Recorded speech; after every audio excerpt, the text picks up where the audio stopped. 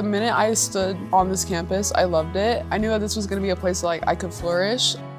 I've met a lot of great people. I've met my best friends on this campus. I've met great mentors, professors, a lot of people. My name is Rama Bah, and I'm a political science pre-law major.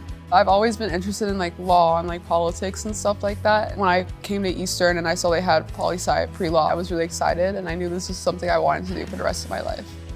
This year, ACWU took, I think it was 5 to 7 students to Olympia this winter quarter, and we got to lobby for higher education. Going to the State House and meeting representatives and senators is like meeting a celebrity, for me at least.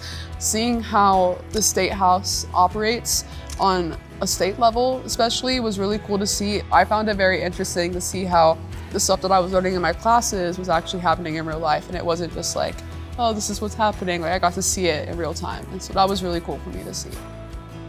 I'm involved in Gamma Pi Beta sorority, and I'm also president this year of Black Student Union on campus. If you asked me freshman year if I would have been president of a club, I would have looked at you crazy, because I would have been like, no, not me. I was very shy when I first came to Eastern, but being president, it's really showed me how to be a leader and how to work with people and collaborate.